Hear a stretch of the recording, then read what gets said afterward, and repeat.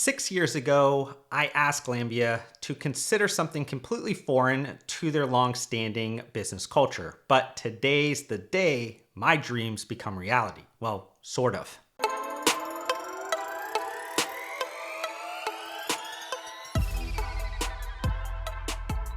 So I'll decode that introductory statement a bit later in this content, but on September 26 of 2025, Glanbia updated the public markets by releasing its full year 2024 preliminary statement of results.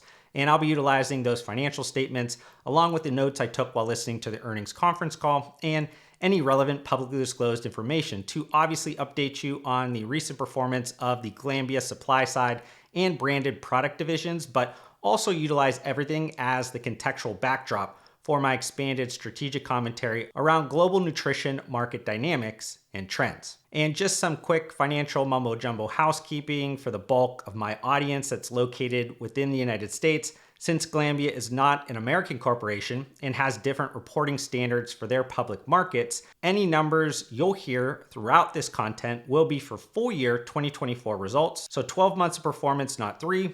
Also, you'll be hearing me provide comparative percentages on a constant currency basis, which just means the currency fluctuations of this multinational company are stripped out for the ease of comparison.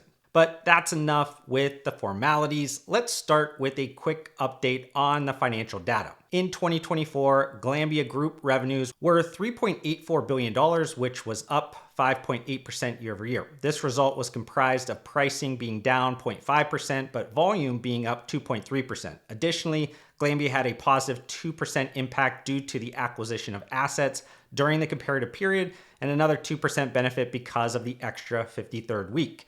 For those that might not be too familiar, Glanbia is made up of two divisions. Let's start by covering the slightly larger one, Glanbia Nutritionals, which is currently made up of two subdivisions, US Cheese and Nutritional Solutions. Historically, I haven't spent too much time on the Glanbia Nutritionals division, even though it's obviously extremely important to the overall business. But that has changed recently as more focus within Glanbia is now being placed on Nutritional Solutions, which is super relevant to the type of strategic management consulting work that I perform within the functional CPG space. Nutritional Solutions has higher margins and stronger alignment within the value add better nutrition focus of Glanbia. Additionally, it has also made substantial acquisitions over the last several years, thus broadening its capabilities to be the ingredients partner of choice for some of the world's leading brands, including its own. Moreover, Glanbia recently announced it had created a new operating model, separating its Glanbia Nutritionals business into two new segments, health and nutrition and dairy nutrition. The health and nutrition segment will primarily incorporate the premix solutions and flavor platforms, and then the dairy nutrition segment will obviously encompass the portfolios of protein solutions, dairy ingredients, and cheese. The intent of the new structure is designed to further streamline the business, increase focus on end-use markets, and to provide greater insight into Glanbia's value drivers and growth opportunities.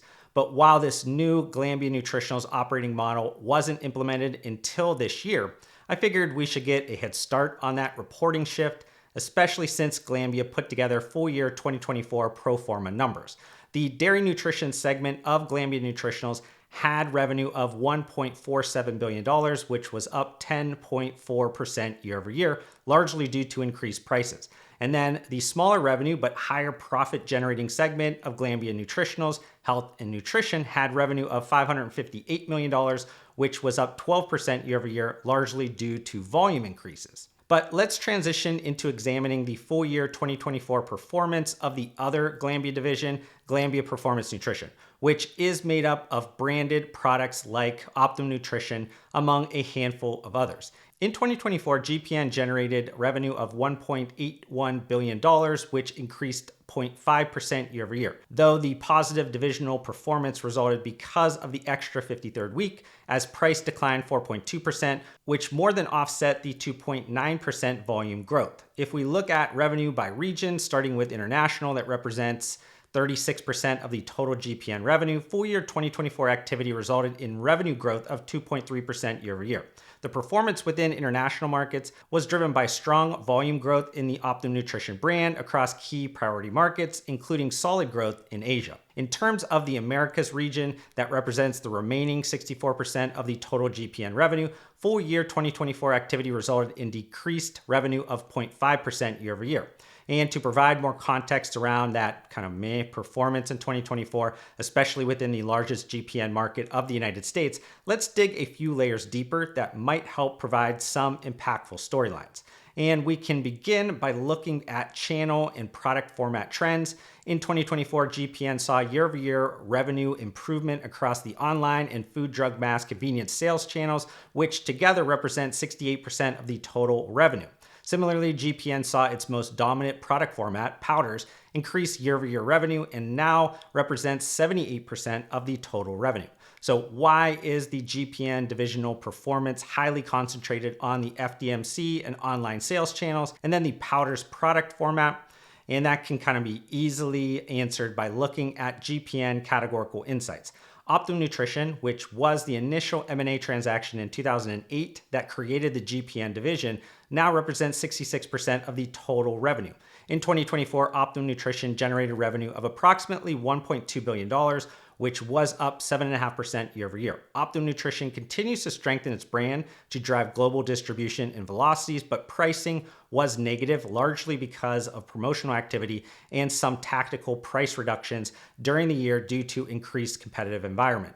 In terms of US market retail consumption growth in tracked channels, Optimum Nutrition was up 0.4% year over year over the 52-week period ending December 28th of 2024. Transitioning to the next largest share of GPN revenue, the healthy lifestyle brand portfolio makes up 18% and includes Isopure, Think, and Amazing Grass. These brands have collectively performed relatively strong over the last several years, and that stayed true in 2024, with the healthy lifestyle portfolio collectively growing revenue 2.3% year over year. In terms of US market retail consumption growth in tracked channels, the healthy lifestyle brand portfolio was up 3.3% over the 52-week period ending December 28th of 2024. Finally, there was previously a third GPN product category labeled weight management, but that has disappeared completely as the abysmal recent performance of SlimFast created a situation where it was better to not regularly update outside stakeholders.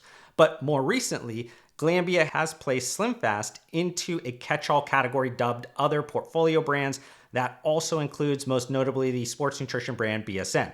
And that collective brand group represents the remaining 16% of the total revenue, though its performance was sharply negative in the full year 2024. But maybe that's a great transition to clear up what I was referring to in my introductory statement. So in mid-2019, frustrated that Glanbia was deprioritizing BSN, which made NO Explode, the first sports nutrition product I purchased myself in college, I made a long-form piece of content that essentially laid out my case for divestment. Unfortunately, my unprompted strategic advice never materialized into action, and Glanbia still owns the sports nutrition brand.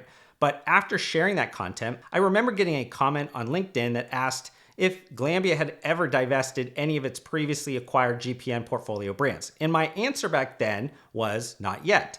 But today's the day my dreams became reality. Well, sort of, as Glanbia has decided to evolve its long-standing business culture and divest not only one, but two previously acquired GPN portfolio brands. An ongoing portfolio evaluation was another key area, like the Glanbia Nutritionals operating model optimization of the group-wide transformation program that was announced last November. According to Glanbia leadership, the group-wide transformation program is a 3-year initiative expected to generate annual cost savings of at least $50 million by 2027. Moreover, these savings will be allocated across a mix of reinvestment into the business and profitability improvement. So then, which previously acquired GPN portfolio brands are being divested? As part of the GPN portfolio review, to ensure focus can be placed on high growth opportunities, Glanbia has begun the sale process of the Netherlands-based direct-to-consumer e-commerce business Body and Fit that was acquired in 2017, and its weight management brand SlimFast that was acquired for $350 million in 2018. And though I can provide or repeat from previous content a slew of deeper insights on why Glanbia has decided to exit, especially the SlimFast business, I'm going to have everyone wait on that analysis until a prospective buyer emerges, maybe a portfolio company like Wellful that owns Nutrisystem and Jenny Craig. But does those GPN portfolio divestitures mean that BSN could be next? While the sports nutrition brand does have appeal globally, Glanbia leadership noted it will continue to evaluate its broader GPN portfolio with a focus on delivering sustainable and profitable growth. So you never know. And then in this last part of the content, I want to share some comments about how Glanbia intends to navigate the current volatility in the high-end whey market.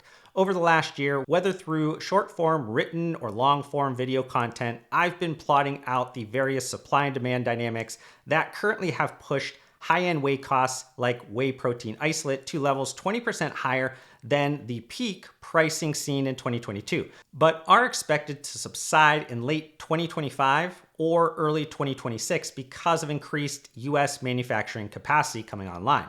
And Glanbia expects a $200 million transitory impact from this cycle of sharp commodity market inflation, which it plans to mitigate by pulling a variety of different front-facing and back-end levers. These include substantial price increases that will trickle down to consumers later this year, shifts in price pack architecture, reformulation of products, and trade promotion efficiency, and pullback in overall marketing spend. Additionally, Glanbia leadership even noted that long-term investments in alternative protein sources are being considered, which maybe even includes a takeover of the embroiled precision fermentation startup Perfect Day that I suggested Glanbia acquire several years ago.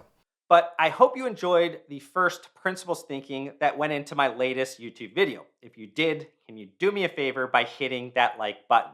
That quick and free action helps YouTube know my content is worth spreading to more people.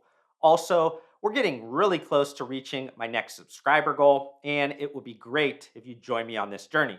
But to do that, we need to fix the fact that slightly more than 3/4 of you that are watching this video right now are not subscribed to my YouTube channel, and that hurts my feelings. Regardless, I want to thank you for giving me some of your attention and time, and I'll see you on the next one.